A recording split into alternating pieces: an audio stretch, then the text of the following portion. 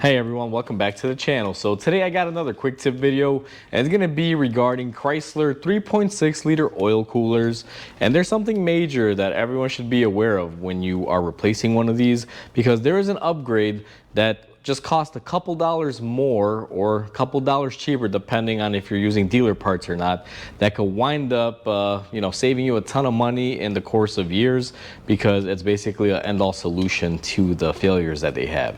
Now before we go ahead and begin, like always, if you haven't subscribed to the channel, hit the subscribe button down below and definitely smash the like button because it helps the channel out. And with that said, let's go ahead and get started on today's video.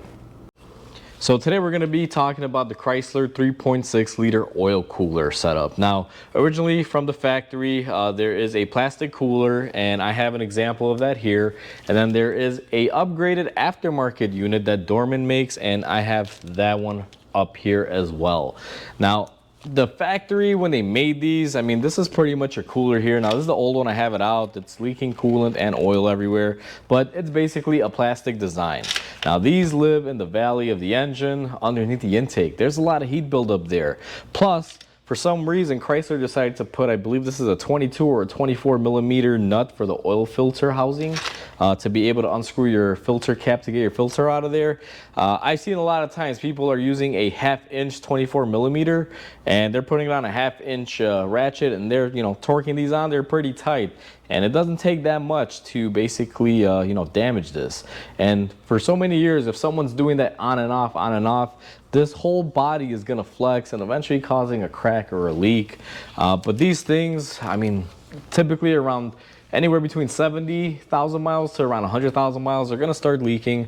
The first sign of it is basically you get oil towards your driver's side. They'll typically leak all up on the transmission and leak either forwards on the transmission or backwards. But you'll have a pretty distinctive leak. You could always look in the engine bay just on top of the transmission, and you'll see a pool of oil, and that's a pretty good clear indication, because if you follow it up, it kind of goes to the valley of the engine. Now, these can leak for a little period of time before they show a leak too, because the valley is a little deep, and it does have to fill up that valley before it can start overflowing and spilling.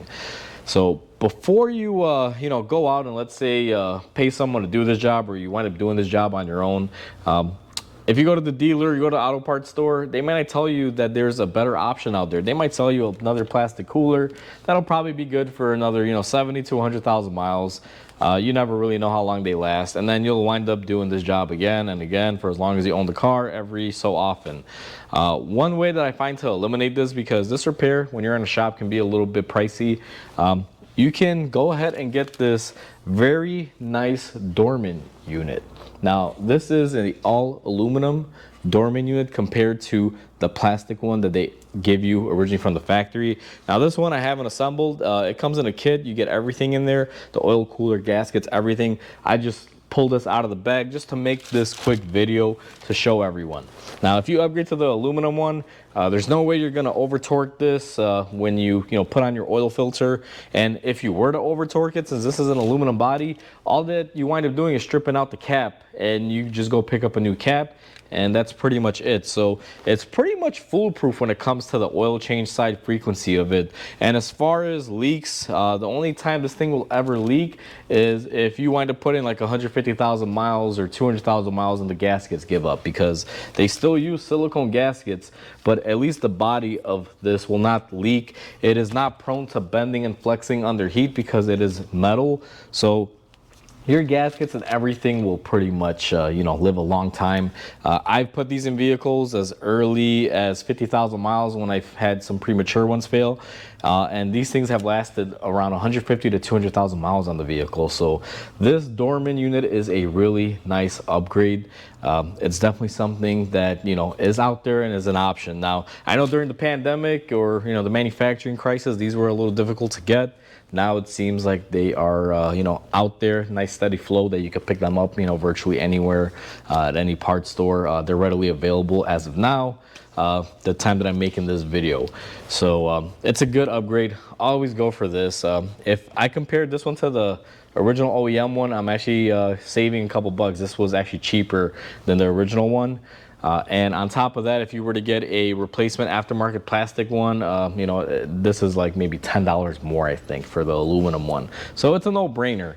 One thing I will suggest when you do replace these is get yourself your new coolant sensor and your oil pressure sensor, because sometimes these old ones, if you try to take them off, they can get stuck on there and strip out, and it could just be a pain to deal with them.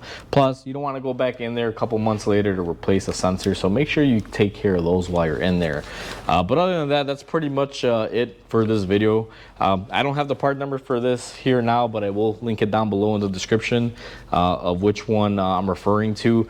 And also be careful, because there are a lot of knockoffs on these. That's another thing I just want to throw in there before I close out this video, is that I've seen some Chinese knockoff versions of these. Now, I'm pretty sure this thing's not made in the US. It could be, it is dormant, but typically Taiwan is where they make a lot of their stuff in.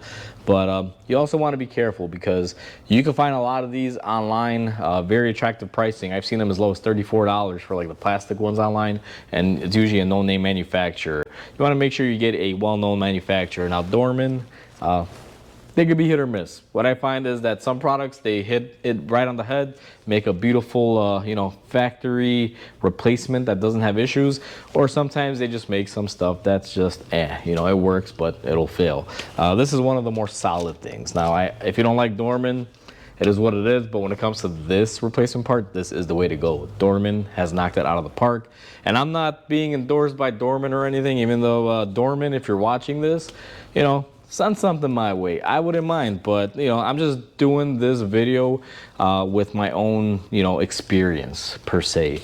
I'm not getting paid. Nothing was provided by anyone. You know, I paid for this with my own money, which is basically, you know, what the customer is paying for.